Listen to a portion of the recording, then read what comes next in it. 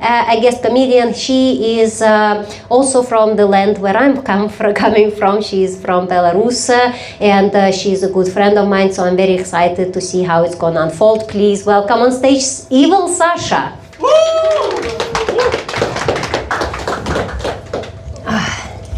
Yes. Strap me in. Strap it on. Like a strap-on. Very good, very good. Is this thing on? No, it's not. Technical. Okay, let me put. Is it a? Bam. Yeah. There we go. Good, very good. I basically agreed to do this show. I was like, when not spoiler, I don't know. I saw Moira's Instagram story, and she was like, "Yeah, come to my show on Wednesday. I'm like so excited to have this new guest. It's gonna be really cool." And I was planning to come tonight as a audience member, and then she was like, she texted me afterwards, and she was like, "Hey Sasha, do you want to be on my show?" And I was like, "Ooh, so I'm the special exciting guest? That's awesome!" And then she was like, "Yeah, the guy was supposed to have canceled last minute. So could you stand in for him, please? He's an alcoholic and he relapsed. So could you help me out?" So I was like, "Oh, sure." Well, you're not an alcoholic, and that's a win. I just have many other vices, so alcoholism is very low on my priority list. You took it to the next level. Absolutely, yes. Okay. Basically, tonight I just really wanted to come out and show off in front of the people my amazing hat. Check out how long it is. Woo. That's what he said. Yes, that I can do a helicopter. Gentlemen, sounds familiar? How many of you have said that at least once? I think this is what. Do you want to change? Is it working? It is working. No, it's not. Okay. It's good. I think it's when you ask a girl if you ever if you are a man for a day, what's the first thing you're gonna do? It's probably helicopter. Of course. It's for me, it's like a dream. Just to see how far I can go if I can take off and fly away. 100%. Yeah. So I think to kick things off, I'll say a couple of words about myself, or kind of say a few things to sort of introduce the audience to myself and my flavor of humor, if you will. So as Moira already mentioned, I am also from Belarus, like she is. So officially, in the English comedy world of Lithuania, there are 2 female comedians, and both are Belarusians. One is the funny one, and the other one is the hot one. And I'll let you make that distinction. No, obviously Moira is the funny one, of course. Because I have a trick question for you gentlemen. We're opening up the floor to a discussion. What is the hottest thing on a woman? Give me your hot takes. The soul.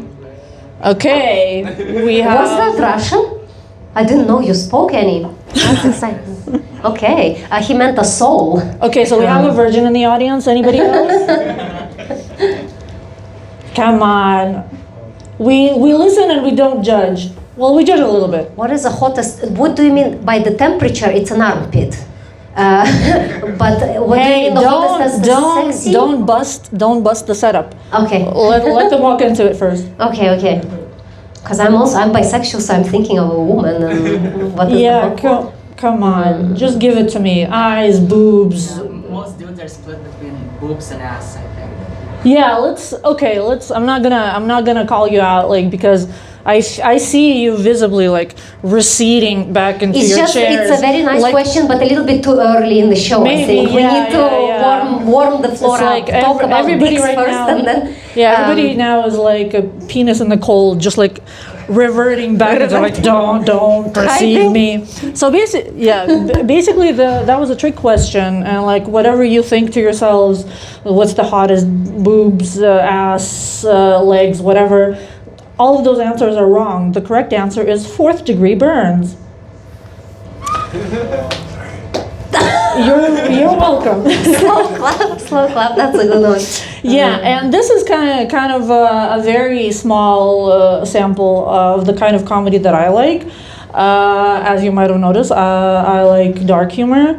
And when I say dark humor, I don't mean just saying a bunch of slurs in a row. I just genuinely like dark comedy and provoking people with dark jokes and making people laugh and then making them feel very bad about it. So if at least one of you walks away tonight feeling sincerely like you're going to hell after this show, I will be content. The bar is set. That's good. I don't know where to start. Do you want to elaborate why you're late? What exciting was If I happening? had $1 for every time someone was worried when I was late, hang on, give me a sec. As long as you're not worried that you're late on your period, I think you can be late. That is the only late that is actually worrying. No. Men like in the audience, like, what the fuck is she talking about? Sex ed minute?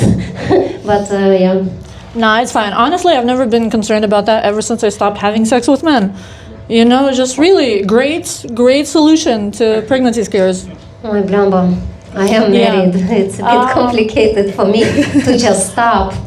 Well, I mean, didn't you just mention a couple of minutes ago that you're bisexual? When did that happen? Last time I heard you talk about it, you were like, yeah, I'm It straight. happened when one time I was masturbating and then Kristen Stewart came up in my head, and after that every time I touch myself, she's the only one living in my head for me to reach the climax, what the women call. And my therapist always said that I'm bisexual, but I also have a lot of trauma because I saw way too much pussy, which I didn't want to see, so it's a little bit tainted. I see. You know, it's the same. Nobody likes to see the genitals when you don't want to see them, and it doesn't matter if they're attached to the woman or a man. And believe it or not, but in strip club you see as much pussy as you see the dick. So, and sometimes you basically look into the depth of womanhood, and you're like, never wanted to have that eye contact. I will admit I've only been to a strip club once, and it was a very long time ago, and I was very drunk.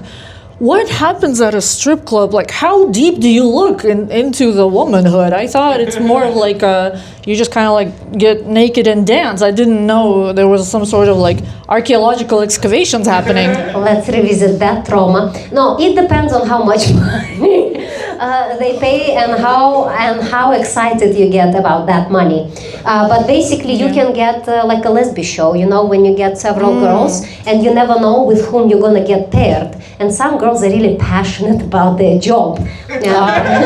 And passionate, I mean very high on cocaine. That's called method acting. Yeah, so that was like, you know, and then you need to pretend to be in a very passionate relationship with each other, but it's a pretend. But the lines are crossed very, very hard when it's a very stretchy girl who opens her womanhood very, very fast and does this with your head, and you're like, you know, it's like looking at Pennywise, you know, it's like, boom, and It's like the Stranger Things, the Demogorgon. oh my God, yeah, it just opens up and ready to swallow, and I'm like, oh my God, Welcome to the other side. You know, I only learned your name 15 minutes ago. What the hell is going on? So it depends. It depends because you never know with whom you are paired. You know, imagine you work with you work in corporate. So, you know, some people you just see with a coffee or something. And then somebody comes to you and says, here's 500 euro, you go to the room and then pretend. And then boom, you see your coworker spread like butter. You know, it's the same thing. It's the same thing. Just because you agree to something in a setting, it will shock you just as much. You know, it's so I get that. I was also kind of curious when you said that just this world is full of such interesting coincidences. I was like, have you met my ex or something? Because you told me in preparation for tonight that I should prepare a list of questions just in case we, I don't know, run out of things to talk about. But here's kind of a spontaneous question. In your line of work or outside of work, what was the weirdest compliment you've ever received that you remember? I like how I'm supposed to ask questions and then this is a setup, but it's also all good. yeah. It's all good. I like it, but you always ask very deep questions, and I've never heard questions like this before. So give me a minute. Gentlemen, you can also, like, I'm sure, like, most of you, The weirdest compliment. judging by your age, as far as I can judge, most of you have some relationship experience. So have you ever received weird compliments? Like, you have sexy ears, I don't know. I think in my experience it was one guy told me, and I don't think it's like very much a compliment, but it told more about him than me. He said that I am like a very rare specimen in his collection.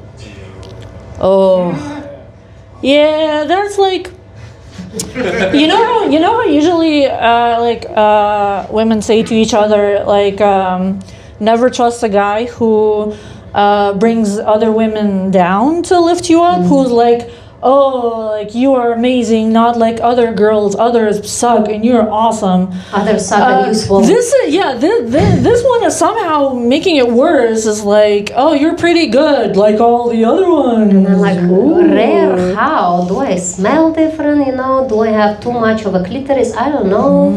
You know, it's like it made me think, but also the collection. So you're a collector, and I'm just a collectible. I mean, a collectible it costs, so it made me feel good. Although he didn't pay any, but you know, that was not the setup. But yeah, sometimes I think also I discovered a very wonderful thing.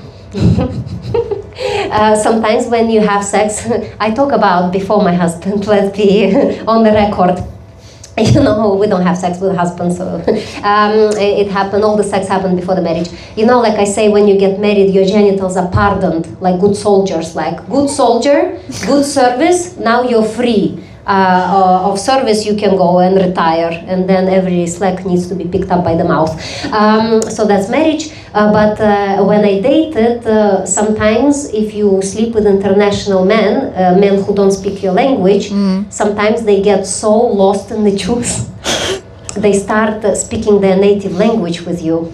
And I'm like, oh my God, like I always felt like they're having a really good time. And it's told something about me as well, and I would be like, what the fuck are you talking about? I mean, as long as it wasn't Latin or in the middle of the sex, it probably was okay. So I thought, you know, that was the biggest compliment when you're doing a really good job. Yeah.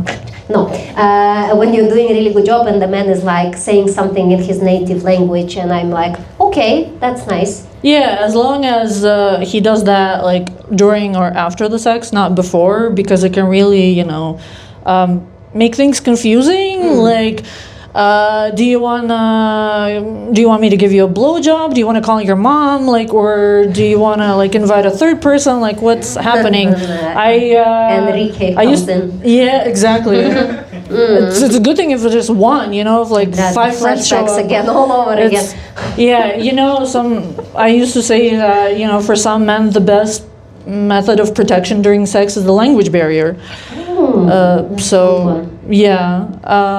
Also, rolling back a bit about the weird compliments thing, that I wanted to just share my own 5 cents on the topic, which was, this is going to be a callback at this point. The weirdest compliment I ever received was from one ex who, one time we were lying in bed, like cuddling after sex, and we were like just basking in the afterglow, whatever. And he was like cuddling me, stroking my belly, just being all like warm and cuddly. And he says like, "Oh, that felt so nice. You have a really spacious vagina." And to this day, I have questions. Like when he put his dick in, did it get lost? Like, did he take a wrong turn? Needed or to like open Google Maps. Yeah, like I don't know. Like when he was eating me out, did it echo? So many questions. But I feel like now, after your story about the strip club, I have a little bit more context. So About the womanhood. yeah. Yeah, I mean, you never know what's gonna happen when the money and drugs are involved. You never know where the line is gonna be drawn. I was always sober, so I remember everything. That's the biggest curse. Yeah, That's the biggest curse of my career. I mean, same. Yeah, in that relationship, I had neither money nor drugs. Which honestly, if we had those things, maybe it would have lasted longer. like many men. Men don't come on cocaine, for example, but that's just another thing. Anybody received a cool compliment? It's like we're talking to men, but I know that men rarely receive compliments, yeah? But so you probably, if you receive one, you remember it. Okay, you say yeah, so those who make the sound, yeah, you think of something, so share, you know? I'm sorry. I know this is a comedy show, but like the eagerness as everybody going, Yeah. made me so sad. So Shiva shared, which kind of compliment do you remember? Once it was like, your sweater looks good. That's a good one. Yeah, that's a good thing. Was it a good sweater? It was okay in my taste. Okay. Because sometimes you put, like I put sometimes a pin and somebody compliments a pin, I'm like, yeah, somebody noticed. Was it something like this? No, it was just... It was just a plain black sweater. Was it a girl? Yeah. Oh, she wanted you, did she? Because like... No, she was a colleague. That, She was married also. oh, she probably not happily. I mean, Okay, what about you? Do you remember compliments? I have the same story. About the sweater? No, it was a t-shirt. A t-shirt. Was it like a special t-shirt, like a band that you love? It was just a black What the hell? gray t-shirt. You should probably take it as she wants you, because like who never ever I complimented a guy on a sweater or t-shirt unless the nipples were showing, and I would be like, your nipples are showing. So yeah. that's Unless a bit it weird. was like a neon color or had like mesh or something. Pink, like you know, that Yeah. represent, you know, like something, but Yeah, never like gray a very or black. quirky joke on it or something. Can I ask, and like, you don't have to say it, but like, we're not gonna seek her down or anything. Anyway, what was It's your going on YouTube. Hang on. What was your colleague's name? The one who complimented you, yours, yeah. Mine. Shiva. We have Shiva and your name. Oh, was I it don't- coworker? Carlos. Yeah, it wasn't. It was a man. No. Yeah. So the girl who complimented you, what was her name? Her name? Yeah, Iveta. Iveta. Was it Iveta for you? No. Oh, I was wondering, maybe it's just like one girl in Lithuania who like compliments men's clothes. Maybe she's like maybe really it's like into. a really goth girl, you know. If it's Yeah. like a goth, like I love this shade of black, you know. I imagine that a person could be like this.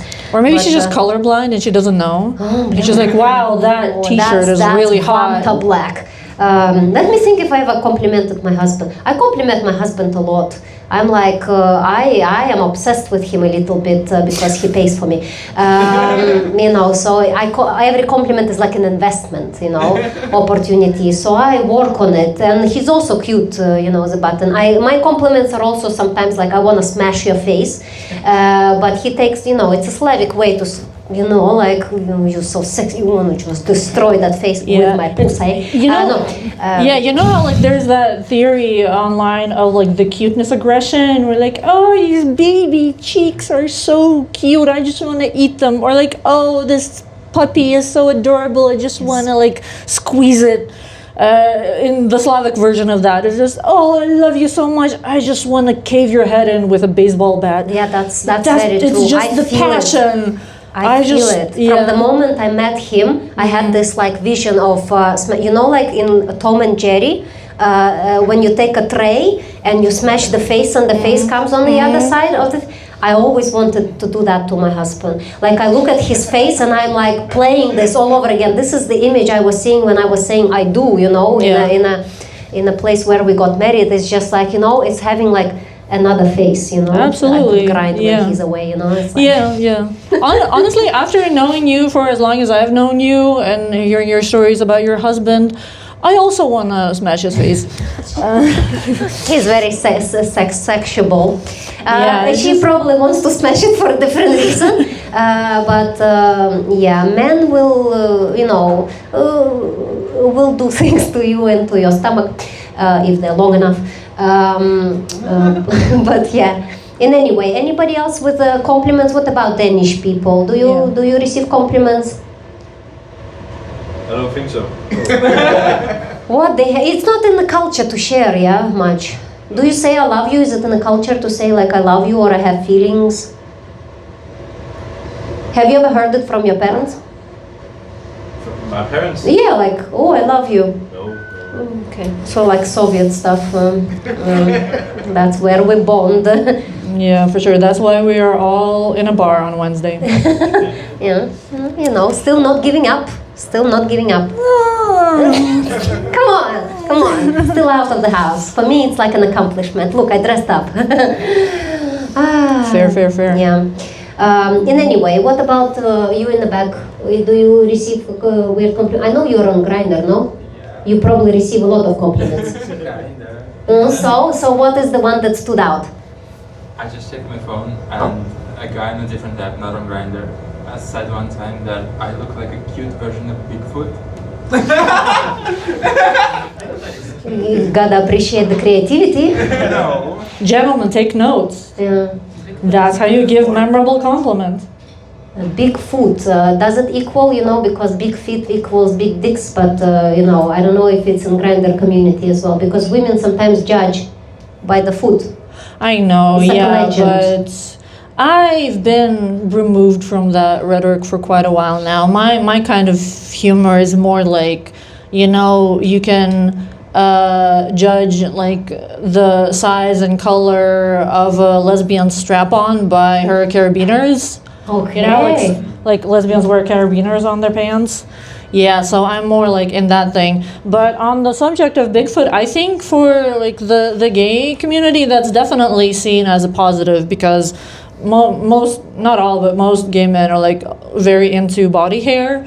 So yeah, being complimented on your fluffiness. Are you let's say. fluffy? Is it?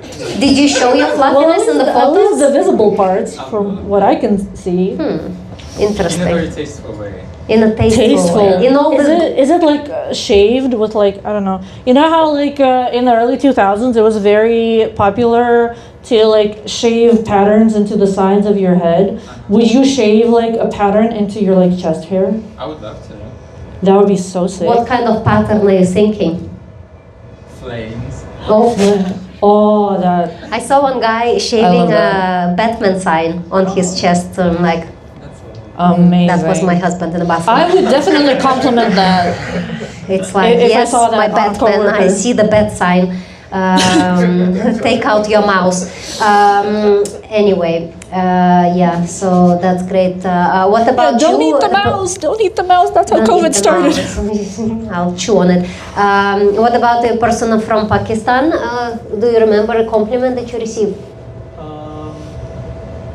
Once someone said to me that you're so quiet and respectful to me, and that turns me on. That's a real thing. That's a real thing.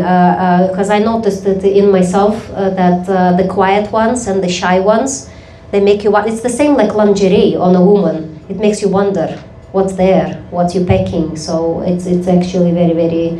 That's why Michael Cera is very sexy to me. Well, yeah. I Quiet think boy. if you had to find a sexy thing about Michael Cera, you would definitely go for like the personality I traits. love Michael Cera. He's so No, good. no, he's an So acquired quiet. taste, but I agree. He's one of those. Maybe you can answer how did he land Ramona Flowers if you watched that movie. Yes. 'Cause that's the I think it's is it? Because for me, it's like so self-explanatory. We're talking about Scott Pilgrim versus the World. Have you seen the movie? You can watch it. It's like cultural thing. So yeah, but you know Michael Cera, yeah? No, you don't know? You're okay. Okay. It's just an actor. It's an actor from some cult movies, so it's like a cultural thing from 2010s. I think he was. He's still in the movies. He was in Barbie movie. Have you seen that? Oh yeah. He was Ken's totally, absolutely straight best friend. Like Alan. I think. Alan. Yeah. And all of Ken's clothes fit him. It was actually the line from the marketing for this toy. I don't know if I should speak my mind on the subject because I don't want to antagonize the audience.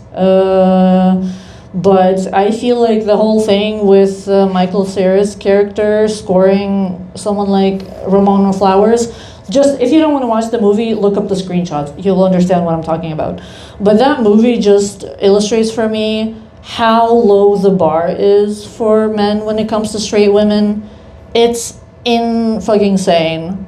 Like, as a woman who's dabbled in both, well, not both, it's more than two, dating men, women, non-binary people, all sorts of people, I will say, guys, you have it so fucking easy. Absolutely. Like, yeah, like scoring like a queer woman or a queer person, you gotta be like, I don't know, fucking 11 out of 10.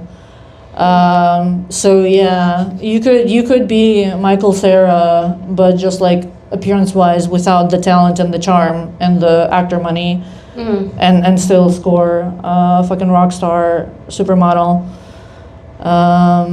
Yeah, it's. I don't know. Do you find that I'm not jealous, but I am jealous. I'm not sure. I think it's like there are a lot of factors of how to score and stuff. I don't know. I was an easy target for most men, so so I don't know how to come out of this. No, but here's the thing, though, is that like I think that's why a lot of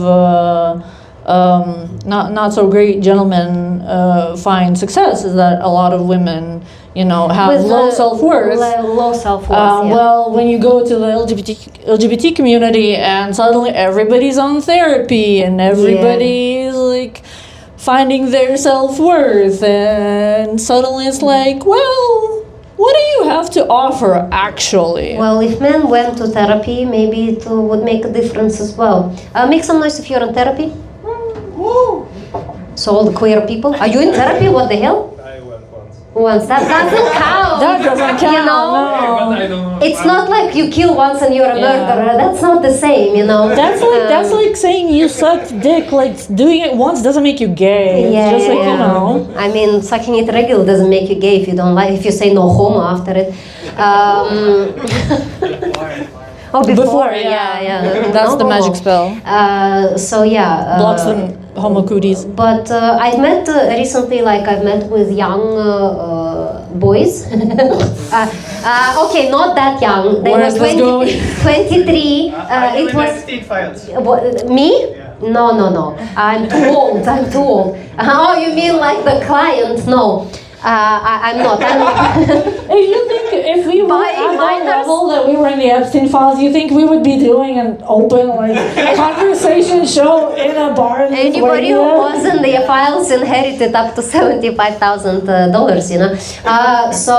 No, I forgot what I was talking about, but it's okay. You were talking to 23-year-old. Oh yeah. So I was talking. We met at Dungeons and Dragons. So and after that there was a group of mixed, like 40-year-olds, 30-year-olds, 20-year-olds, and I was talking to younger generation because I'm in my 30s, and they were so honest with themselves, and they went to therapy. One was autistic, and he was very aware of everything that's like wrong or right with him, and he was really like in a relationship with a girl, working on himself, and I was just sitting there like it's like such a contrast between the generation of my husband, which is millennials, who are like therapy and the people who like want to work on themselves and want to work for the people that they are together with.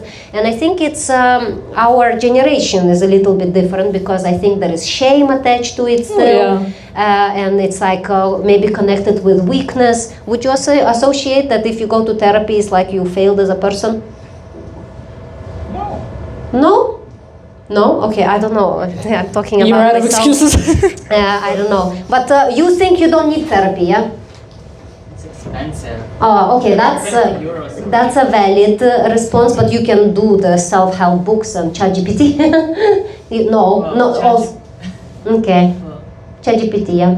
is that dangerous? I don't know. It is dangerous, To yeah. like use it as a. You need to use it as a tool, but you can learn things about psychology through it. What about Danish people? You don't do therapy, yeah? Going to work in therapy. That's nice. Well, you, according to you, your work taught you how to kill your wife in under 5 seconds. So I guess it's therapeutic thinking about it. But I understand that sometimes working monotonous job can be like meditative in a way. So I get it. But I think everybody could benefit from therapy in general. Even if you think you don't need it, I think it's very beneficial for anybody to do.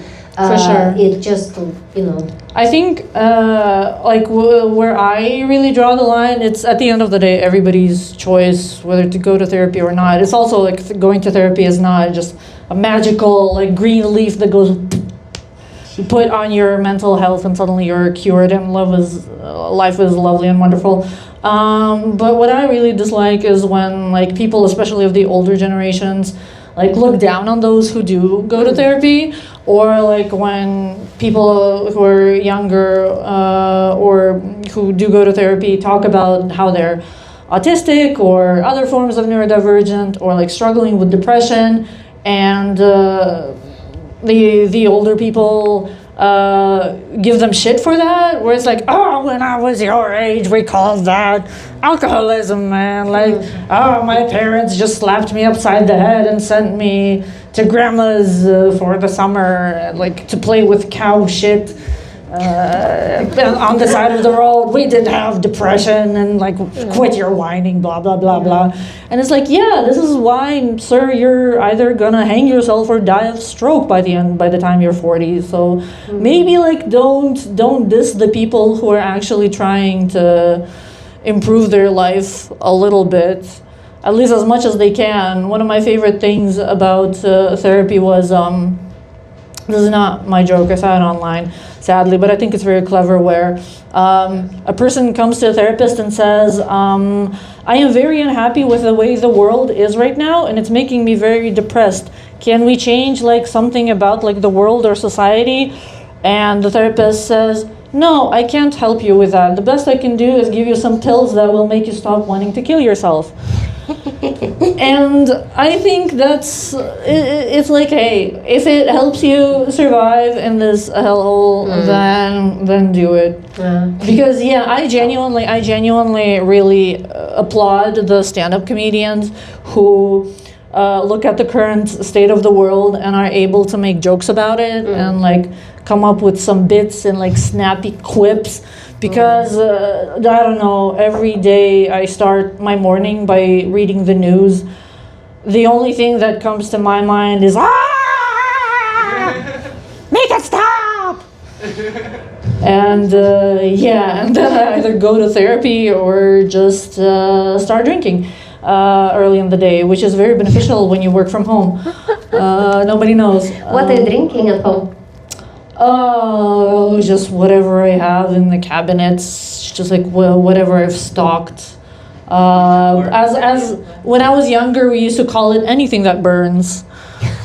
I guess in my case, it's take it in whichever way you may. Yeah, I don't drink. I can't. I say that I feel alcohol in my knees, so when I drink, they go all the way apart. And I'm a married woman. I cannot drink. But yeah, I am back on medication. I started a new medication now, so we'll see if that's gonna work. Last year I did a year without my antidepressant, and I had 437 panic attacks in a year. And on Christmas, we went to see the family, and I was crying at the Christmas table because I was scared of the fish on the table. And I came home and I realized, okay, I'm going back on meds, because that was the bottom line, And why am I saying this? The year when you have panic attack every day, I started going to doctors trying to figure out what's wrong with me. If you do the math, then more than one a day. Like the number you said is more than the number of days in a year. Yeah, because they come usually I have like 2 days ago I had 6 panic attacks at one night, and then I have like 3 days of break. So it's like my panic comes in cycle. Not a cycle, but consecutive panic attacks. So basically I went to all kinds of doctors, and I'm going bald. That's how you know you're doing good in therapy. Not in therapy, in comedy, because most of the comedians go bald, and that's how I know I'm succeeding. You know, my father's dreams are finally coming true. I was not born a boy, but I will be balding like a man.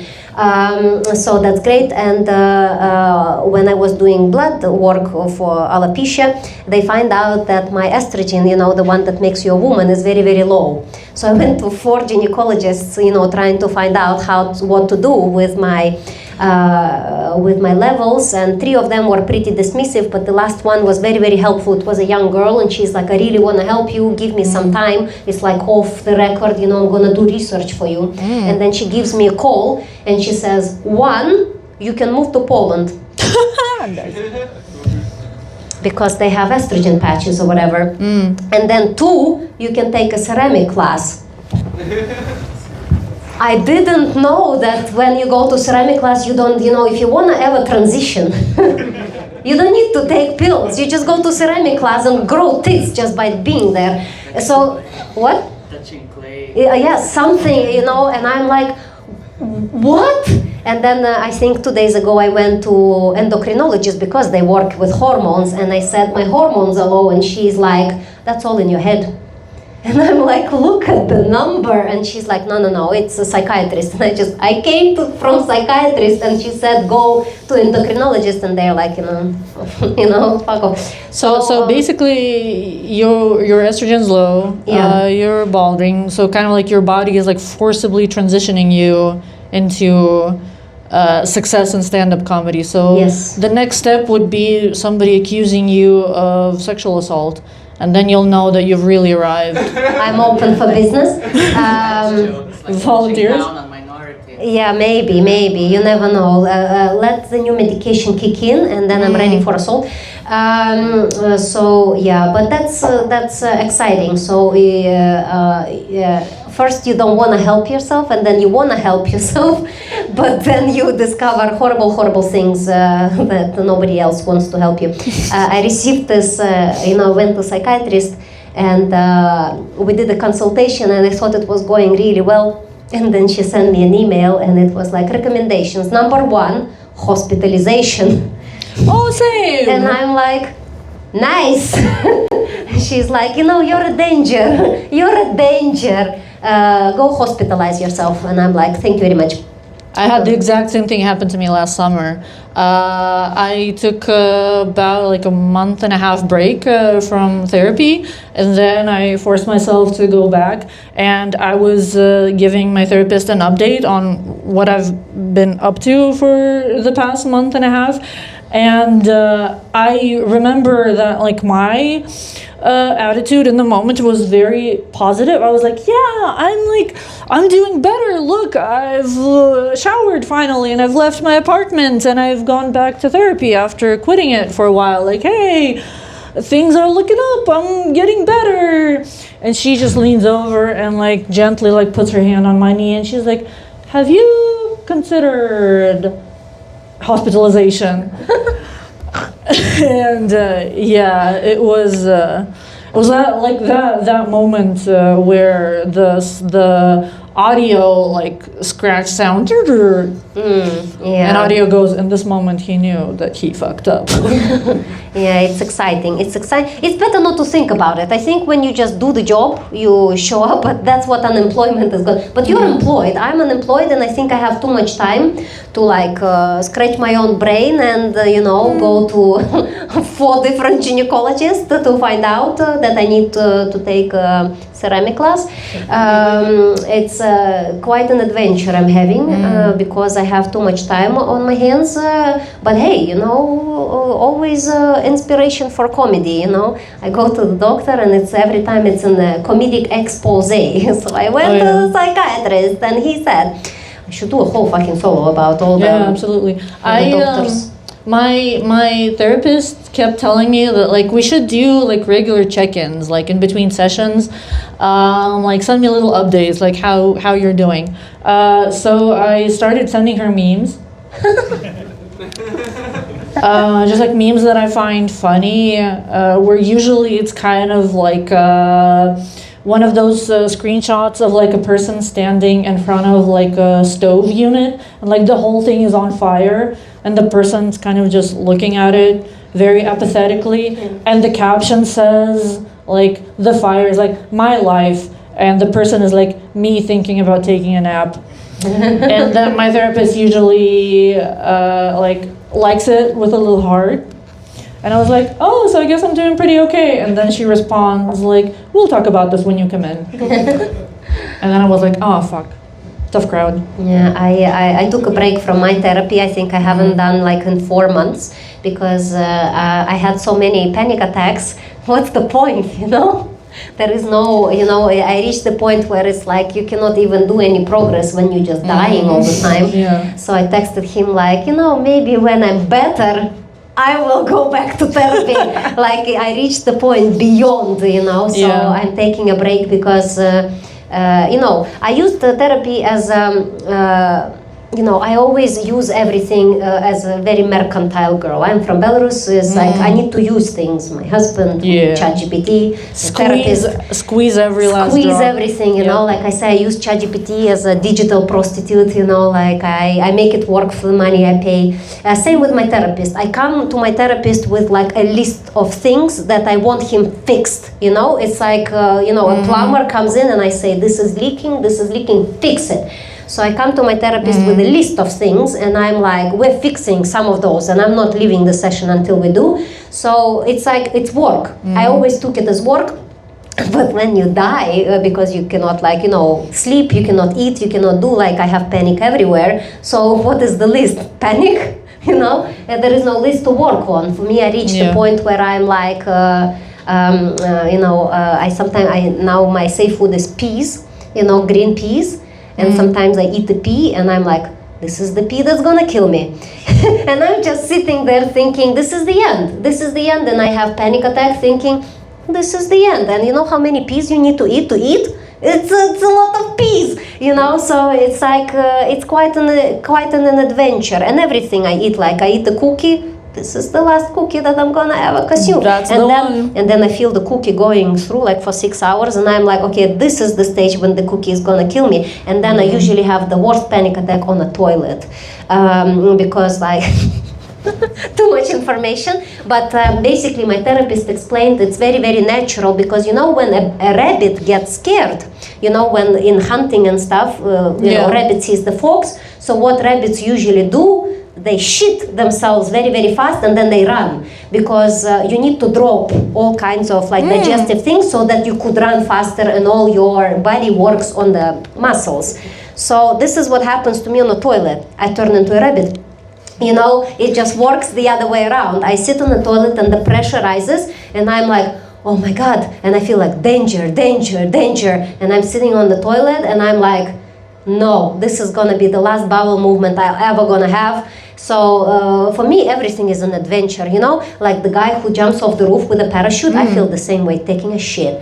It's quite an adrenaline rush for me. It's like, wow, the life is amazing. It's wild how it's like a very natural physiological part of the flight response. Yeah, where like literally it's like, you know how from the hot air balloons they like drop the weight sacks to lift off. It's like that. It's like you need to drop the extra bulk to lift off. So like maybe next time you're taking a shit, try to reframe your thinking of like, I'm not a rabbit, I'm a hot air balloon. I'm gonna drop this weight and then I'm just gonna float into the sky. Yeah, I try to reframe because I've had a lot of panic attacks in all kinds of situations. One time we were living in Bulgaria with my husband and my panics also happen at night. I sleep and then I panic. I wake up like in horror movies, like panic, you know. I love my life. So one time I was sleeping next to my husband and I wake up like and I feel like I'm gonna vomit or something, I don't know. And as I run to the toilet, I realize, no, I'm gonna shit myself. So, you know, I just run around the room and I'm making all kinds of noises. And by the time my husband puts on the light, I'm doing what cats do with a hairball, like and I'm shitting myself and I'm vomiting at the same time. And I'm like, if you ever wonder what I bring into the relationship, that, I call it spicing up the marriage. So it's like, but in panic you don't really shit yourself and you don't really vomit, but you fart and like you have the stuff. So don't worry, it was not, we didn't need to clean. I have a cat for that. No, nothing really happened, but it feels very, very real. So for me it's like adventure. You could say next time that in the marriage you make it thrilling. Yeah. Because like I know this is kind of like one of those things where this is a very serious thing for you mentally and physically, so of course like that is the key part of it, and like nothing compares to that. But for a second I just want to imagine like what it's like for your husband to be there and be like in the middle of the night suddenly next to you this zombie awakens like Yeah. And like thrillers are like a type of scary movie, so you could say that your marriage is thrilling. Yeah, I appreciate my husband because he loves video games, and I'm like a perfect cosplayer of whatever is wrong with his video games, because like I think he is very desensitized because of video games, and he watches a lot of movies and zombies are his favorite and stuff. So when he looks at me having a horrible time, he's like, it's like watching a play and you are the first row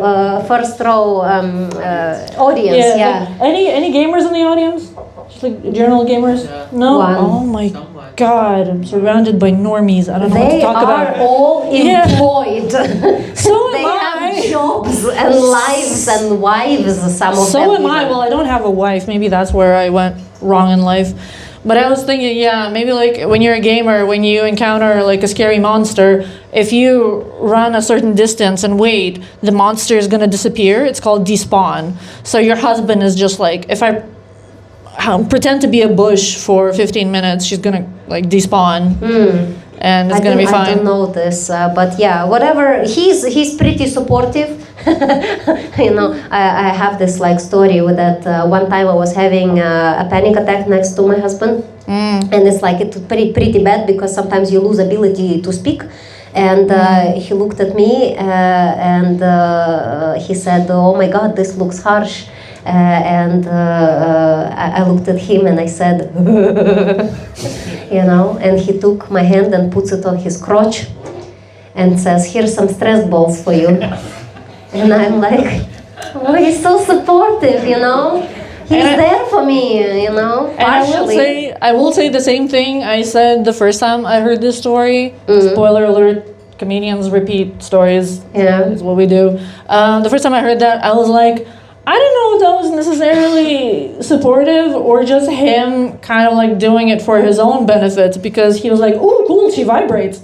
Yeah, could be. I don't know. I mean, sometimes it is beneficial and helpful. It's like, because in panic you cannot really help. So actually distraction is one of the ways.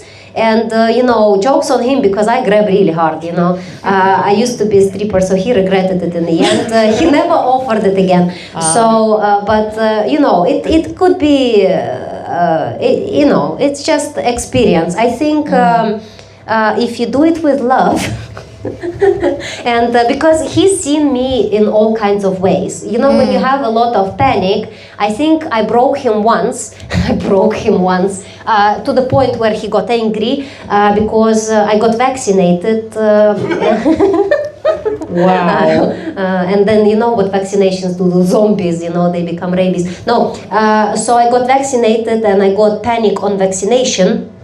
So at some point I was crawling on asphalt in a public place, shouting, "I'm dying, I'm dying, I'm dying," and I was wearing a white coat and everything, and people who were passing by, they were like, trying to help, and my husband was like, just go.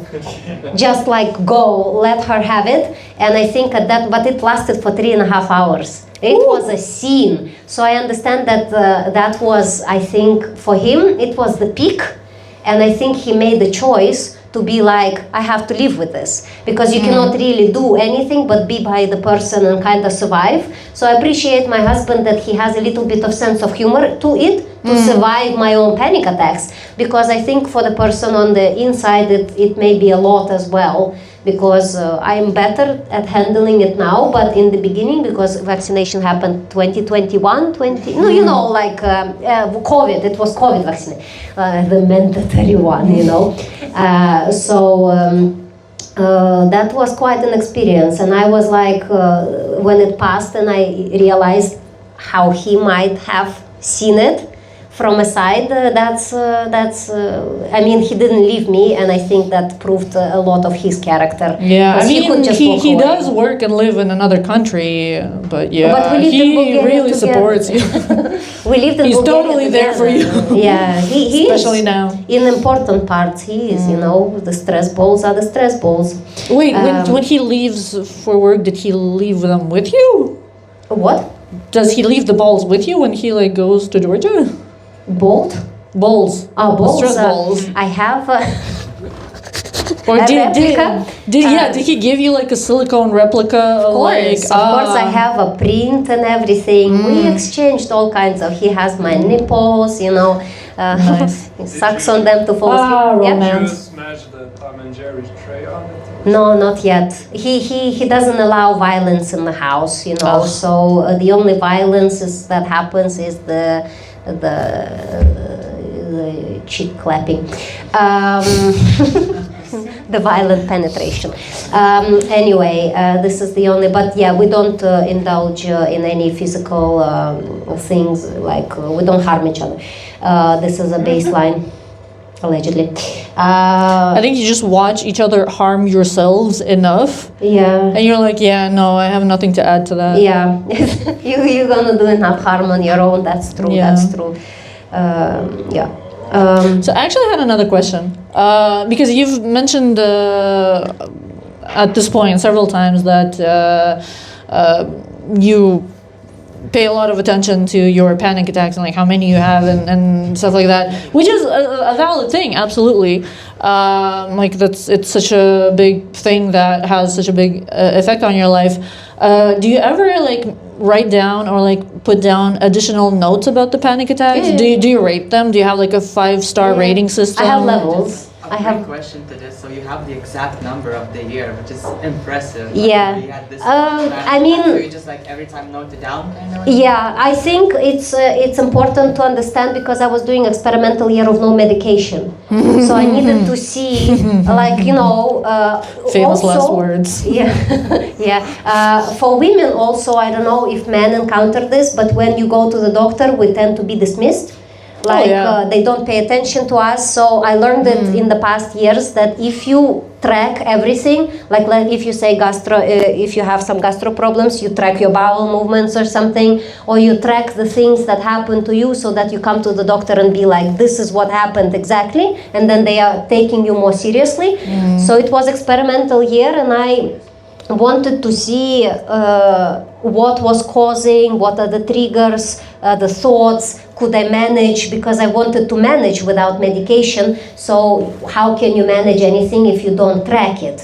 So the idea is that you also don't want to have a panic attack. So if it's something preventable, you want to know if it can be prevented. Yeah. What I learned in a year, it cannot be prevented. So, for example, when I go to bed, I'm like, okay, I'm gonna have a juicy panic attack in a couple of hours. Let's put some nice perfume to smell it while I'm dying. So it's you change your attitude a little bit. But yes, and now I'm starting new medication, so you track all kinds of stuff. I track how attention changes, I track how the panic, because it lives in different parts of the body. But it comes because of two factors. One thing, because I want doctors to respect me. Bless you. Bless you. This is very true. In culture we say if somebody sneezes during something you say, this must be true. And thank you for proving me right. And secondly, just for my own information, to understand if I can manage it. It's unmanageable. Yeah. I learned that it's unmanageable, but it's also like a number. you have a number, you know, like I tracked also all my lovers when I had them, because when you catch a chlamydia, you need to contact the previous of kin. The mailing list. You know, you have a mailing list and be like, bitch, tell your girlfriend that she has chlamydia. It's not funny? I think it's funny. To me, it was funny. I think it's funny, you know. So it's like I'm very systematic, and I track things. I track all the things my husband done wrong, and then I'm like, May 9th, 2019. You finished in under 10 seconds. No, you know, examples. Yeah. I just track things because it's very hard to gaslight me. I'm gonna open an Excel file and be like, this is exactly what you said, and this is a recording. If we learned anything from the Amber Heard versus Johnny Depp, everything needs to be recorded, and every shit I took on his pillow. No, it's just a joke. Yeah, you don't record those. I don't record those. No, I take a picture every time. No, I take a picture every time. So now the portion. What? Nothing. Oh. Well, I mean, if you shit on your own bed, like, well, you live in your house. Yeah. So you're probably gonna wash it because he like travels all the time. Yes. Yeah, my cat shits on my bed as well, so we learn it It's a from family each other. trait. It's a family thing, yeah. So yeah, now comes the portion where it's like a recording for a YouTube video. Moira's special segment, top 5 panic attacks of 2025. Just kind of like, I don't know, continuing the trend of like most memorable compliments, weird compliments, number of panic attacks, like. My most, the top ones? Sure. Why I not? think I already mentioned, because the Christmas one, yeah, the killer the juicy fish. ones can happen on a toilet, but I think that's right. The one that was lasting day after day after day, you know, the panic mode. I was working on a project, and I was making shoes. I never made shoes in my life, but you know, there is always a first one. And I was using pliers that had rust on it.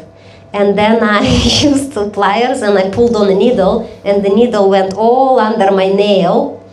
So I thought that I got tetanus, and I had panic attack because thinking that this is tetanus and I'm gonna die. And then I had panic attack thinking I need to go to hospital and get another vaccination. So that was another, and I think I had like 2 weeks of proper panic, thinking that now I'm gonna die of tetanus. No, now I'm gonna die of tetanus. And I never got vaccinated, so it's still in the back of my head that I can die of tetanus even now. You're so, like, yeah, your nose starts itching, and you're like, this is it. This is it. This is how I go. When my one nostril gets blocked, it's like, this is it. Yep. Whatever it was, what Novichok from Putin, I don't know. Yeah. But somebody has tried to poison me, and it's happening right now. It's one time I was. I'm very. I keep to myself. One time we went out with my husband, and I was eating some soup, and then I choked on it. And I'm a very polite person, so when I choke very quietly. I just do this, and I almost died. And I sat there and I like cried a little bit to myself, and my husband just kept talking about Trump, and I was like in this situation where like, yeah, I'm gonna die because of borscht, you know, the beetroot soup. The borscht is gonna kill me, and my husband's gonna be talking about Trump, and I was like, Your husband probably got a boner in that moment. He didn't notice. No, he was like, I'm getting strangely excited. Why is she sitting next to me making blowjob at noises? some point. I was like, the tears were falling into the plate, and he's like, keep talking and talking, and then I walked away for a bit, and I came back and I said, this is not okay, and he's like, what's not okay? But I am very quiet. Oftentimes I suffer in very quiet way. So I'm gonna go very quietly, you know. I don't have really highlights, but it's always exciting. Yeah, then like people are gonna find your body like 3 weeks later because like ChatGPT is gonna keep posting like updates from your account, being like, what the fuck? Yeah, you can do that? I don't know. I wouldn't be surprised. I'm not that close with ChatGPT. Oh, I don't know at this point. I don't know, like when you talk on stage about it, how much of it is true or how much of it is played up for like for the Everything bit. is true. I talk But about. there's so many questions and concerns about your relationship with I'm ChatGPT. actually curious to see your, people do Yeah. this, like make a caricature of yourself challenge, and it's kind of dumb, but yours I would be very interested to Which see. one? To see caricature of me of ChatGPT? It's like a trend right now. I already made it. I can show it to you in the break. It's pretty pathetic. I also asked ChatGPT once to show our relationship, and I saw my friends show it to me. And my relationship with ChatGPT, we were sitting on a beach, hugging, woman and man, and I'm like, Exactly. the fuck? Like, I'm pretty abusive with ChatGPT, I think. And then he sees me as in this beautiful romantic relationship, and I'm like, what the fuck? Are you a man in this relationship? He's like, no.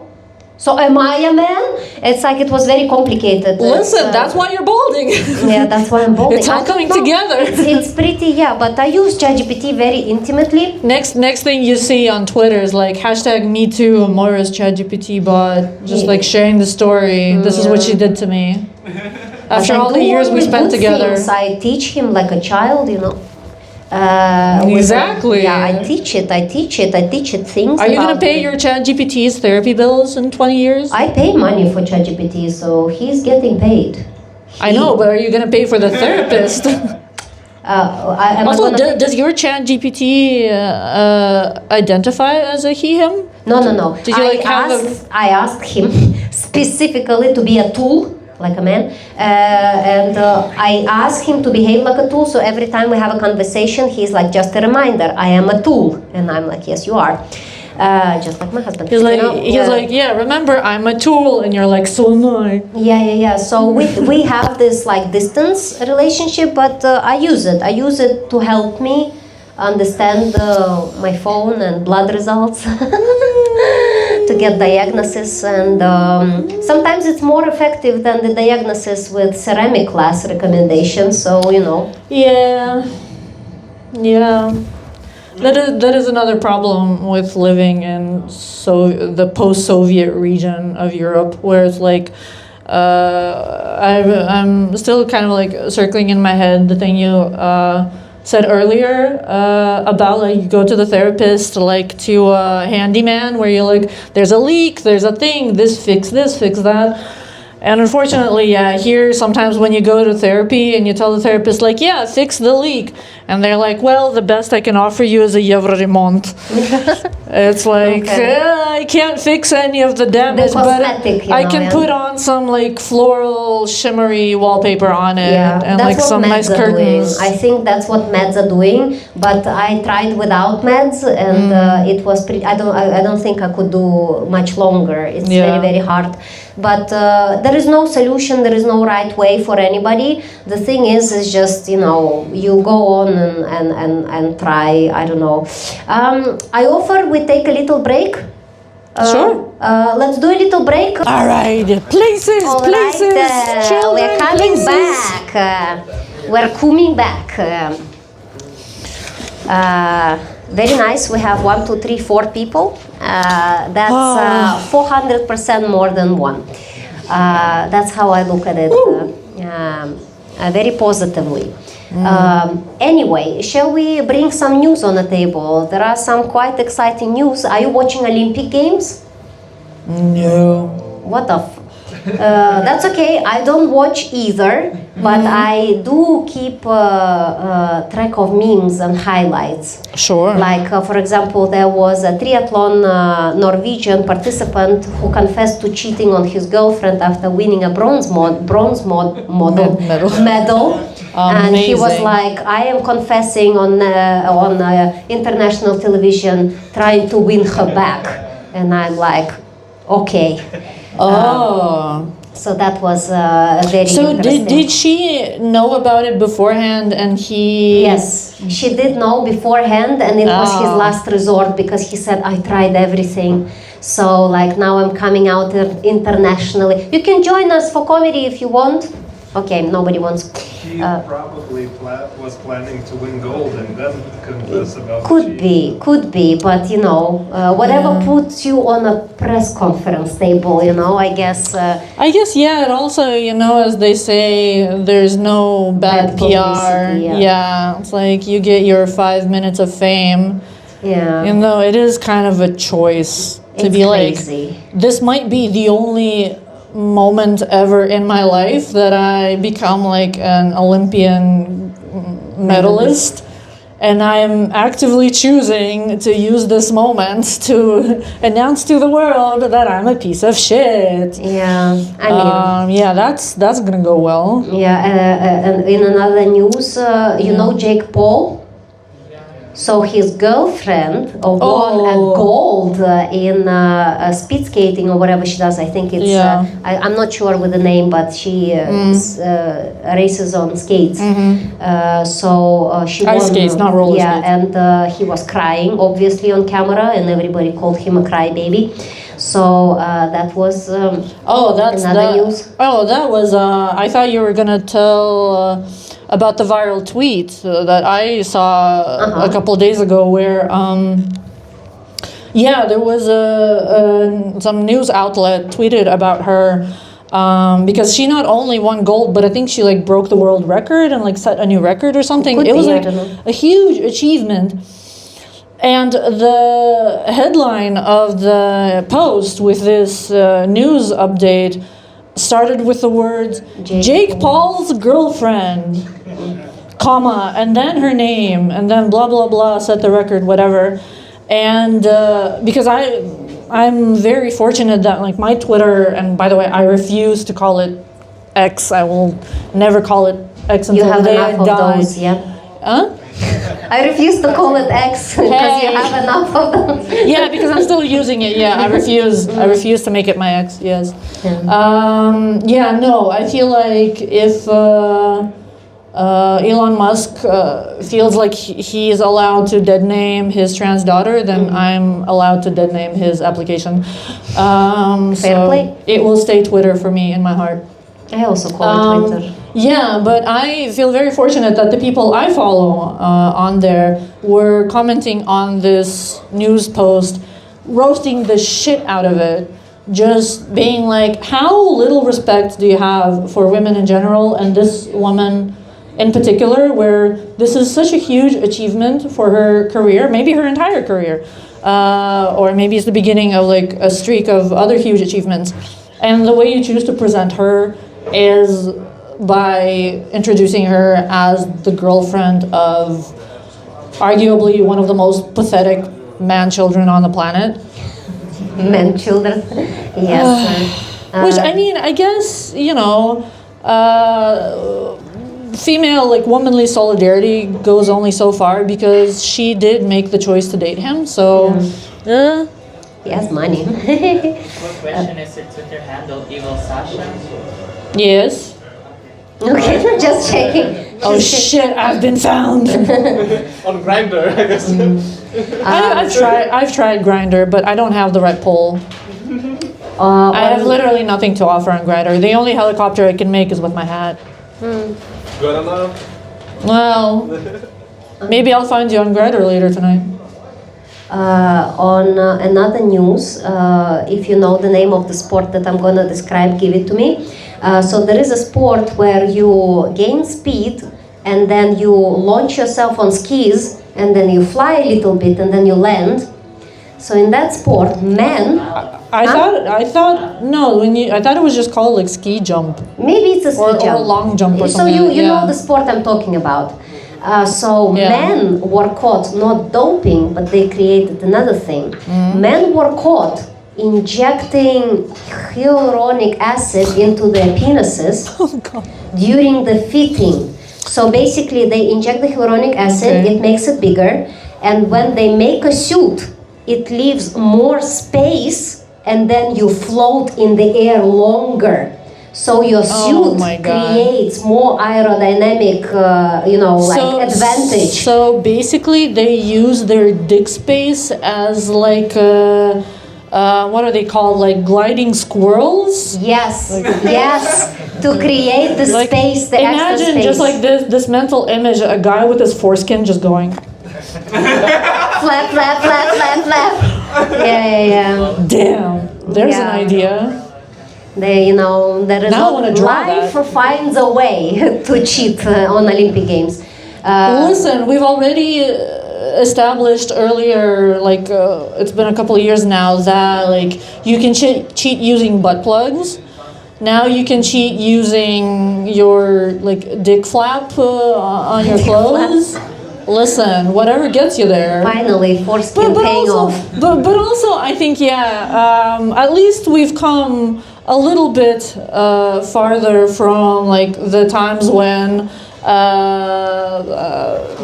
the Catholics used to castrate boys to preserve like the high voice, like singing voice. Yeah. So like at least we've been circling back into like traditional, like very, very far back conservatism for the past couple of years. So I don't know, maybe like castration is gonna make a comeback in the near future, who knows?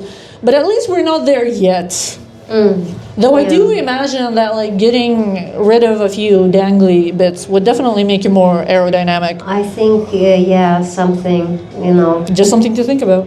It depends how much you put on winning a medal, But unfortunately, I think men have larger egos than, because a medal you win once, but dick you use every day, so it's like, But also, 6-7. It's like every other, well, probably not every other, but I'm just pulling this out of my ass, but like a significant enough percentage of like professional athletes use some form of steroids, which I think like one of the side effects of that is that like it shrinks your dick and makes it like more likely to dysfunction. So, to some people it's worth it. Yeah. Oh, yeah, depends It's how like, much you value stuff. Like a medal. Orgasm lasts like several seconds, but the fame of a gold medal and the money can last you for the rest of your life. I don't know. Medal is just, I don't know. It depends how much you value this achievement. I don't care about achievements, so for me it's like, I care about the money. Sure. So for me that's the kind of achievement. Okay, let me remember if there is more news about Olympic Games. Do you know anything that's going on there in Olympic Games? Nothing really. I know that Lithuanians performed very well in figure skating. They got the 7th place. So that no, I mean it's top 10 out of like 25 or whatever number that is. In another news, there was a Ukrainian guy who did, I think, sledding, some kind of, one of those where you slide in a little thingy. Oh my God, I'm so not knowledgeable, I'm very sorry. But he was using a helmet which had pictures of people who, fallen victims of the war going on in Ukraine, and he was not allowed. He was like about to be disqualified for using that helmet because it's basically propaganda which has nothing to do with sports but has to do with politics. So, and he was saying like, I'm gonna ride in that helmet anyway. So that was another thing that happened, which I read about. What do you think about it?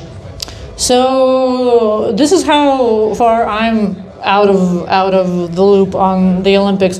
There's on the screen over there. There's figure skating happening right now. Is Russia allowed to compete in the Olympics? It's not, is it? I think they compete as a Russian Federation Sports Committee or something like this. It's not the exact name, but it's like the community of Russian sportsmen that are not representing the country but just as a community. They did it previously, so I think it's the same. Yeah, so like let's cut the bullshit about it not being political. Like everything is fucking political. Like people like you ban certain countries from participation, or you create these rules like, oh no, this is a safe space for everybody. Like, get a grip. Everything is absolutely political. I recently found out a very interesting fact about the Olympics, since we're talking about them. When were the Olympics? I think in 1937. Were they in Berlin or another German city? The Olympics that took place in Germany after Hitler had already officially come to power as the chancellor, or however you call it. They did a whole Euroremont of the main city where it was all happening. Sochi? No, in Germany. Oh, okay. What the fuck am I talking about? Yeah, in Berlin or wherever it was. They changed street signs. They changed signs on banners on buildings and stuff to hide the fact that Hitler was in power, because they were afraid that if the international community found out that Hitler won, that all the other countries were going to boycott the Olympics. So they basically put the whole Olympic thing and drag, pretty much, to be no, there's no Hitler here. Oh no, Hitler who? No, he's totally nothing, no Hitler here. We promise. Cross my heart and point to the sun. That's crazy. And then that's how those Olympics happened. And only afterwards people found out that officially Hitler was already in power at that point. Oh God. So yeah, I can tell it that it's not politics related. Yeah, that's fascinating. And that's my hot take on Olympics. I mean, you in cannot, 2026. if you represent the country, you cannot just take it out of the politics and not have any relations with it, because the world is divided by the country, meaning that politics is always going to be involved. Speaking of politics, let's talk about my favorite TV show. I call United States of America. My favorite reality show. I thought you were gonna say my favorite sports program, Heated Rivalry. Yeah. I'm only on second episode, and but it's very hard. It's very hard to go through. Sadly, we won't have a lot of connection talking about that show because most of our audiences are just normies tonight. So I feel no way. At least 3 people made noise. Have you seen Heated Rivalry? Yeah. 1, 2 people in the back for sure. No. You should.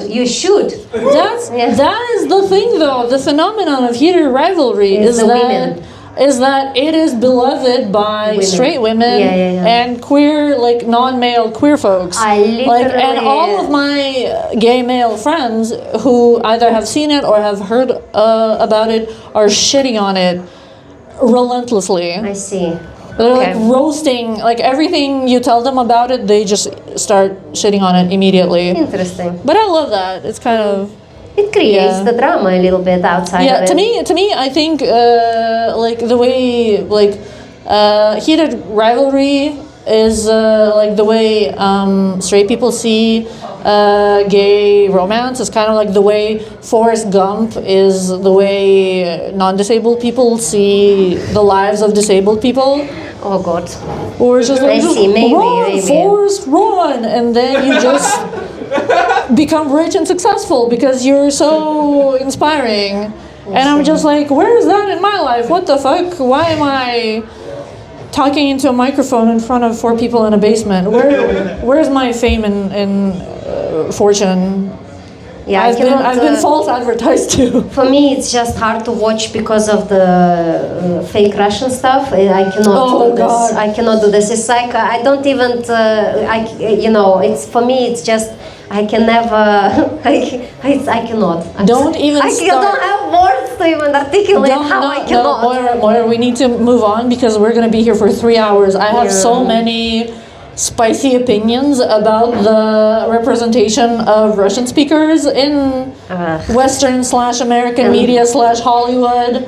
We were watching the first episode with my husband, and I was like, I feel like in the second one they're gonna develop on the story of his father and brother and everything, and I cannot handle that. I can handle the heavy scenes of sexual nature. I can handle that. I watch it recreationally sometimes for my own amusement.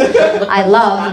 Yeah. Was his family, were they like native speakers or also? Yeah, but the writers always get it wrong. The sentences, the words they choose to write is just bad. It's just so off, and it's not like I'm an expert of Russian language. Here's but the it's thing. just so off. Here's the thing.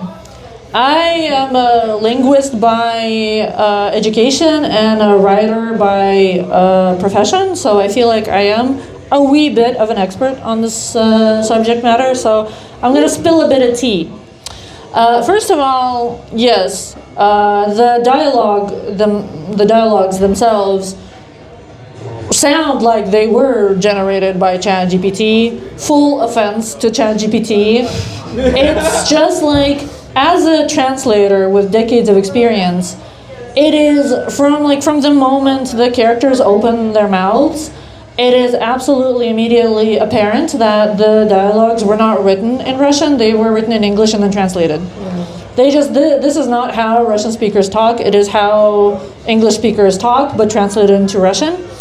And as for the native speakers playing the Russian characters, here's like a descending order of the whole thing. There's one character who is actually played by a Russian native speaker. The father. No, yes, the girl, the best friend. Yeah, she is a Russian native speaker. Okay. Then the two queer male characters are not. They're Canadian, I think. One of them I think is American, the other Canadian. The main character's brother, who's supposed to be Russian, is played by an actor either from Hungary or from Croatia. So I do believe that he speaks maybe some Russian, but I don't believe that he's like he has an accent. So it's he does have an accent. And here's the cherry on this cake. The main character's father is played by an actor who is a Russian native speaker, born in Ukraine. And so the first time I watched the first episode when this character is introduced, the spiral in which my brain twisted itself, when I heard a very distinct Ukrainian accent, because Ukrainian native speakers do speak Russian with a recognizable accent. When there's a moment when the main character loses a match and his father calls him and like scolds him, and he says like, "Apologize to Russia. You should be ashamed of yourself. Yeah, I remember You this. apologize to Russia." And like, to be sitting in the year of our Lord and Savior Jesus Christ, 2026, and to hear a Ukrainian man on TV say "apologize to Russia" in Russian with a Ukrainian accent, I'm just gonna say it's a little bit gauche. Cherry on top, she said it. That's all I'm gonna say. I mean, like, I get it. Like, the TV show was not filmed in 2026, and the book was not written in 2026. But still, timing. Timing is everything, as we say in the stand-up comedy business. And this is an example, I think, of a timing chosen poorly. Yeah. If we're talking about heated rivalries, there's one heated rivalry going on at the moment. If you know what I'm saying. What are you saying?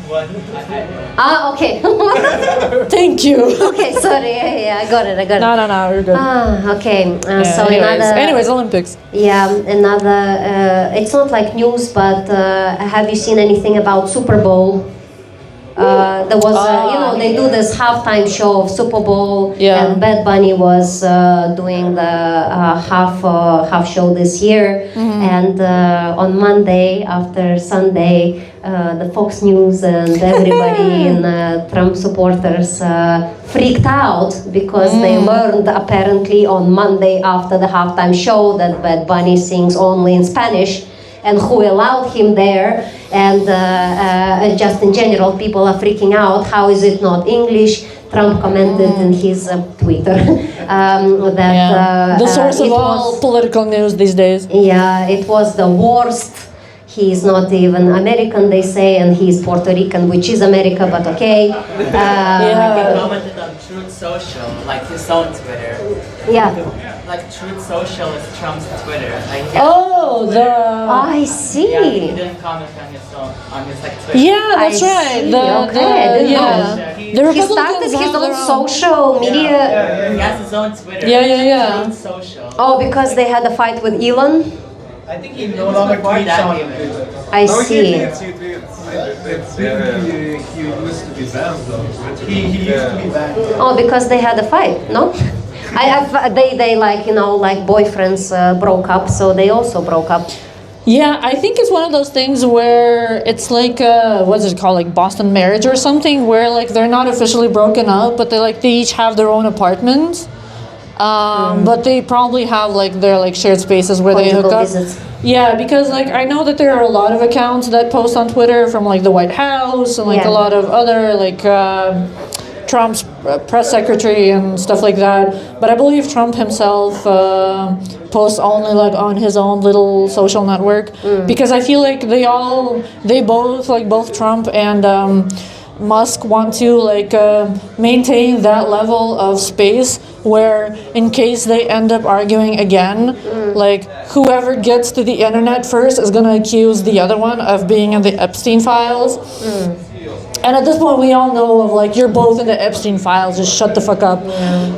Except for Elon. He was never allowed on an island. Oh yeah, but he is in the files.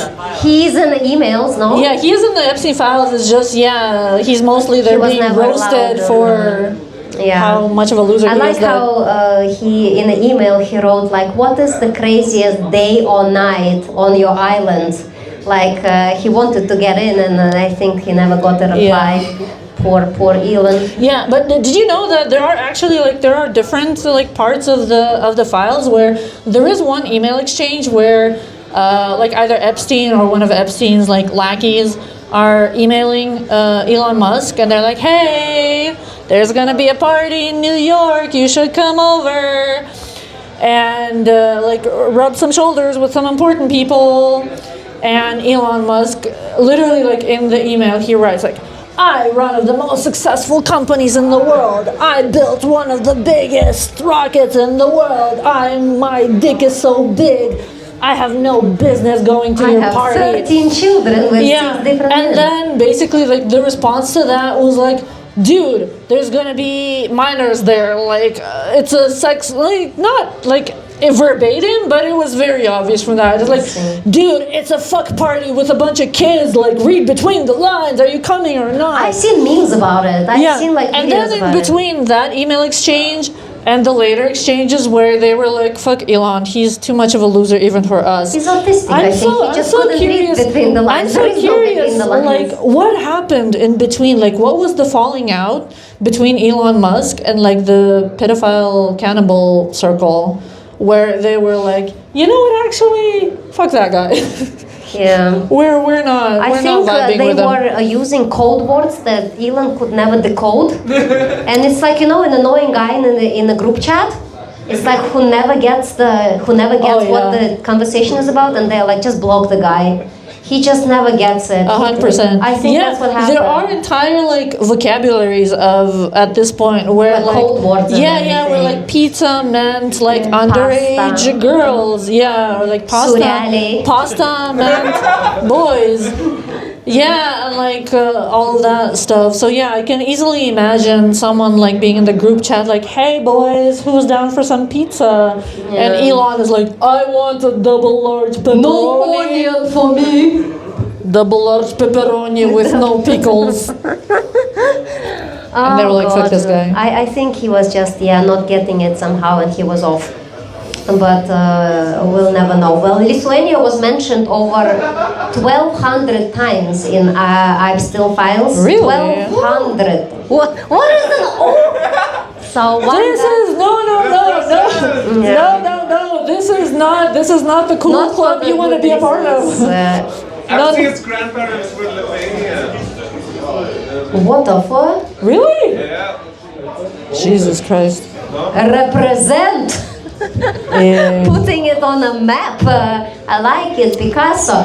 One guy got paid $75,000 for something by Epstein, and one woman, Lithuanian woman, inherited $3 million or euro after his passing. So Lithuania is now investigating what is going on, what was going on, because most probably they were part of trafficking stuff, because that's what you get paid for. And actually, I don't think the traffic girls were paid officially by, the money transfer. But That's a very interesting question. I'm just thinking it's crazy that like 3 million transaction was unknown until now, kind of, right? Yeah, let's unpack that. This is like a crowd work show, right? This is interactive. Let's open this to the audience. If you received an email like tomorrow saying like, oh, you are eligible to receive $3 million dollars or euro or whatever, but this money was earned by your great grandfather by trafficking little boys to Jeffrey Epstein, would you take that money or no? And my follow-up question is, what is the first thing you would buy with that money? I think the twist in this thing is that you were the trafficker. So the whole idea that the woman knew what was going on and she was part of it, so she was kind of like probably waiting for that money. So I don't think we're dealing with nice people. It's not nice people. Okay, that's less exciting. But also like there are that's less exciting. No, I mean it's like less of a hot, like controversial conversation, because it is like there are families, there are cases where like, let's say if the woman is a housewife, it's just it goes both ways, but it is more statistically likely that the woman is a housewife and the man just goes to work and makes money, and she doesn't really know what he does. So like maybe she just doesn't know that he was like a personal courier for an island off the coast of wherever Epstein's island is. So she was like, yeah, my husband died under very mysterious circumstances, and we just inherited like $1 million. But that is a nice house, Yeah, it's like, I feel bad for those kids, but hey, now my kids get to go to college. Yeah, I don't know. It's it depends on what kind of crime. It's like, in our stealing community. In the community of people who steal, there is always a rule of always steal from big corporations, because they already do the stealing, and you steal from the people who steal already. Like, you don't steal from private businesses or farmers or like people who do the honest work of making a buck. You always so you need to look at the crime, because if you are stealing money from people doing the crime, and this, it's like. It's a dilemma. So basically you're trying to put the spin of like, hey, if I supplied little boys for Jeffrey Epstein and I made $1 million from it, at least I stole the money from Jeffrey Epstein. Okay, this is a little bit different. I don't know what I would do, because I'm like thinking about, like, for example, my husband also works Who is Nightwear. I mean, I think I know, but I don't know. You never know. You know that he flies planes. You know. Who knows where? Who knows where they're With flying? how many miners on it? To which island? Yeah, like he delivers cargo. What's the cargo? I have an apartment in Vilnius, you bitch, doing comedy for free. Exactly. It's like it's all very, very questionable. So I'm thinking like, what kind of crime is he doing? If he is like. Supplying particular kind of drug, because there are drugs that I really support. And I'm like, this money is good because some drugs are really good, and it should be. Like, just because they're illegal doesn't mean that they're bad, Nobody ever died of overdose from weed, like nobody. The worst thing that could happen of people getting attached to weed is them not going to work, but then they're happy. So, it's like, And there are things. maybe getting fat from eating too much munchies and Maybe, like but not moving enough. if you're happy and fat, fuck it, you're happy. Hell yeah, absolutely. So whatever. So there are illegal things that are still morally acceptable by me. Yeah. Yeah, of course, trafficking, Same. like it's not morally acceptable for me. Same, So same. of course, in a scenario of Epstein Island, it would not be acceptable by me. But I'm thinking, in a situation where like I have a house and I don't know what my husband was doing, and then I find out that he was like bringing some drugs that are acceptable by me, it would be fine by me. If I would find out that he was blowing like someone else's dick or something, then it also depends, did he give me chlamydia or not. So it's like a lot of things I might wonder about, but there are a lot of crimes that I still approve of because I think that the laws that the laws that are implemented to benefit the people who are controlling the crime. Or Yeah, 100%. So, you see, I'm like... Yeah, and there's also like a lot of very, very smart like commentary on that type of thing where it's like, if the punishment for a crime is a fine, then basically it's just like, this is something that How you much can do if you can afford it. Yeah, if you Or afford it's it, like, you can afford it. yeah, You can speed all the time. Yeah, there If you have are enough some money. countries that like violate some international conventions just all of the time, and they just pay the fine and continue violating them because we're not gonna stop. And also So a law is just a recommendation. exactly, and like Up to you to follow or not. some laws are just like you look at the stuff going on and you're like, this is only a crime if you're poor. If you become rich and like powerful enough, then you can get away with pretty much anything. Have you seen they released new pictures of Epstein that he's alive and well and just a little bit older? So they released like there are pictures of a man who looks very much like Epstein Like who apparently plays Fortnite. Yeah, because From like Israel? we know officially that he took his own life while awaiting trial. And now 7 years later, there are pictures of him like living somewhere. I don't remember where. Yeah, no, but before they identified him from the pictures, I think the way they tracked him down was they first saw that there was still activity on his email account after he was pronounced dead, and then they tracked like could be ChatGPT. where like they somehow like tracked like where the activity was coming from, and then they somehow linked the activity to I believe a Fortnite account that was logging in from Israel, I believe. And then when they started digging deeper and deeper, they found these photos of a guy he has like a very bushy beard and he looks much older. But he looks like, if you look at the photos, like even with a naked eye, he does look like he could be a twin brother. Same old Jeffrey. So like damn, you couldn't even like so much money spinning around those deals and you couldn't like get him a nose job or like give him a facelift so he would be less recognizable. Like, come on. He just knows that he can get away with anything. When you have enough money, you can get away with anything. So it's just this like the feeling of being untouchable, which is crazy. I think that in the world you just get on with the money that you have. So it's like it's a bit insane. And it's so fucking tiring and difficult to be on the right side of history right now because like you're just trying so hard to stand against this tide of just complete terror. And of course there are the liberals like screaming like, oh, you're both bad, like both right-wingers and left-wingers are equally bad, you radicals suck equally bad. And like, why can't you just sit down and have a discussion? Why do you have to just like call everybody Nazis and fascists, like blah blah blah? And then you're like, okay, let's see what happens when you try to like sit down and have a debate. You pull up a clip of like a progressive leftist guy who like his whole platform is debating right-wingers. And from one of his recent live streams, there's a clip going viral where he's talking like, no, there's mounting evidence that these powerful rich men were bringing children to these islands and like fucking children. And this guy leans into the webcam with his full face in view and goes, yeah, but like, convinced me that that's bad.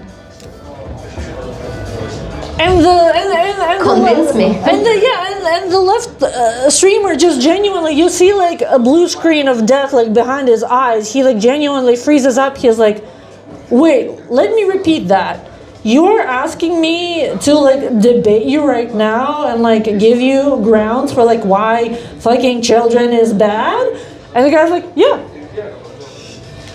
Yeah, like what? Are you They like, have are you weak? Are you like, you can't debate me? Like, debate me, bro. And it's just like, this is the kind of debates we're being invited to. And also, on an even sadder note, even if you like entertain the offer for a second and you're like, okay, let's do the debate, fuck this, I want to kill myself already, let's do this.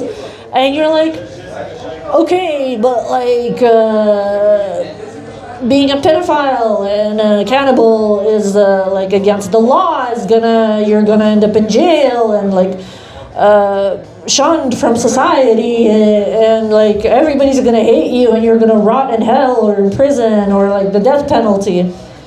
And then you look at the United States and you're like, I don't know if that argument is convincing anymore. You're like, oh, you can be like a cannibal and a rapist and a child molester, and you can like Be a president as well. succeed Don't in life. stop there. Yeah, Run the country. you can go really far with all of that, and you're like, damn it, I don't know anymore. Yeah, it's pretty sad. Anyway, on that sad note, Sweet death. Yeah. I was kind of like running through some ideas in my head of like, how's this conversation gonna go? You told me to prepare some questions, and so I was preparing mentally to be like, yeah, I'm like the invited comedian. I want to keep it light and simple for the audience. Yeah, touch on some simple topics, like lighthearted, and just be like, yeah, let's talk about some friendly, comfortable topics. Like, what is your favorite disability? Yeah, but then we ended up not even getting there because we kind of talked about my disability to live a life. We talked about so many things instead. Yeah. So what? It's like, that's the fun of conversation. It goes where it goes, and we try to have fun with it. Yeah. So basically, I'm gonna wrap up for today. I want to thank you for coming to see us. I appreciate each and every one of you. This is Pay What You Can show. If you want to make a donation, please do. I have a little piggy that you... Today, but I wanted to ask. Yes, it Does is. it live here? Huh? It lives It's gonna live here from now on, yes. You can donate via link on his asshole, and you can put any cash into it, or you can shove the cash into me. If you have a very big bill, I'm gonna do stripping for you. When it's a piggy bank, no hole is the wrong hole. Yeah, or any Just hole you shove can it all just in. shove it all in. We take any kind of cash, any money. You can even flash me. I'm married. I haven't been flashed for a while.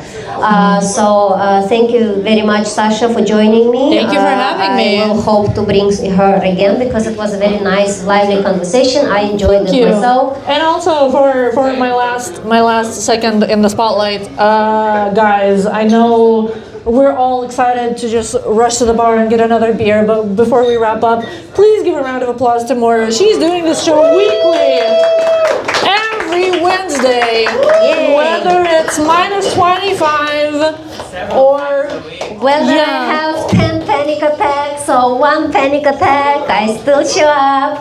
the dedication is incredible, Moira. You're To awesome. serve you, to make you feel seen and important. Nobody truly does it the way you do it, because I don't think anybody is as mentally ill as you are in this whole country, which Still is saying going. something, which is Still really going. saying something. And also, last but not least, guys, please make a round of applause for yourselves. You've been an awesome audience. Thank you for joining us. Thank you very much, and I hope to see you again. Spread the word, and let's have fun together and keep having fun together. Thank you very much.